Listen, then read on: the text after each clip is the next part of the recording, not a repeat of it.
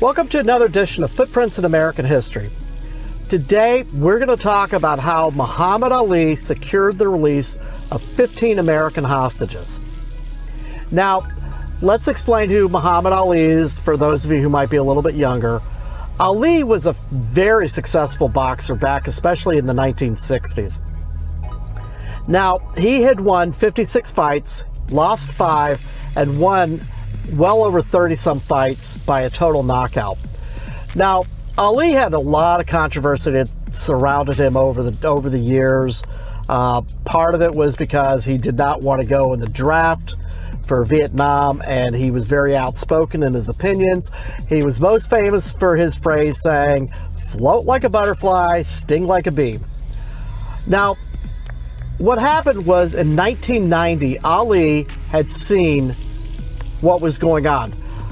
The United States was going through Desert Shield at the time. Iraq had invaded Kuwait. Saddam Hussein was very involved in this, and what happened was tensions were building.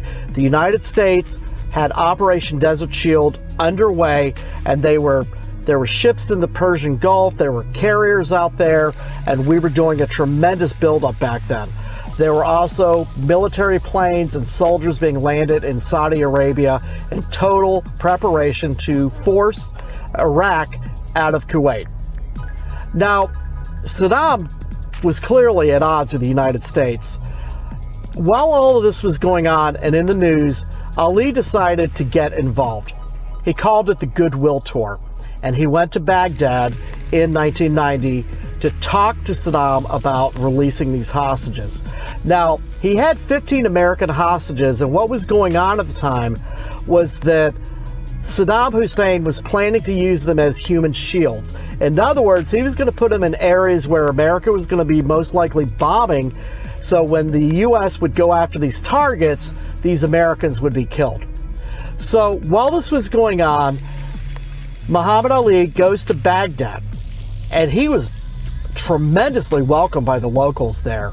He was always asked for autographs. People were wanting to talk to him, and he did not turn anyone away. He spoke to anybody and everybody that wanted to speak to him. Now, part of the problem, though, with Ali, though, was he had been diagnosed in 1984, 6 years before, with Parkinson's disease, and it was really hampering him. It slowed his speech. He was dealing with all sorts of issues related to this Parkinson's.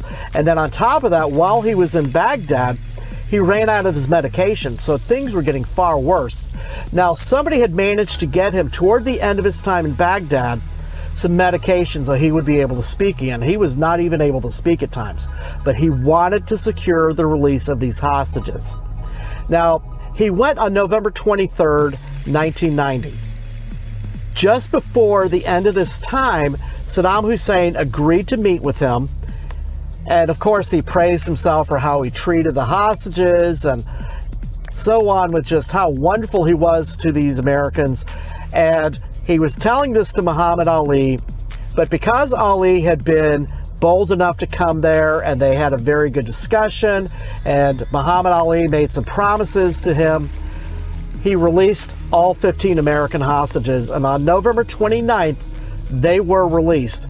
And a few days after that, they were on their way to the United States with Muhammad Ali on the plane. Now, originally, this was not expected. The State Department, President George H.W. Bush, a lot of other people criticized him. They thought this was a publicity stunt, but in reality, it wasn't, at least not to Muhammad Ali. He was criticized, but he took the criticism, and he still managed to bring the hostages home. By the way, the hostages, just like the Iraqi people, they loved Muhammad Ali. I'd also like to point out that actually, that wasn't his first time at releasing hostages. He had gone to Lebanon to secure the release of other hostages at a different time. And in 1979, many of you will remember, those of you who are older like me, will remember the U.S. hostage crisis with Iran. When you had, originally, the beginning of it, they had 60 U.S. citizens that were being taken hostage by the people in Tehran, for lack of a better word, I would prefer not to say terrorists, but that's basically what their purpose was, to take them hostage.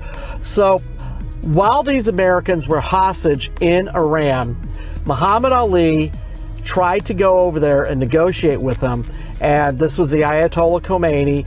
And what happened was Muhammad Ali kept saying, release them, take me, release them, take me. And in the end, it really did not happen. And in 1981, when Ronald Reagan took office, the day of his inauguration is when the Iranians released the U.S. hostages, but that was after 444 days. My name's Jeff Dial. I hope you enjoyed this story.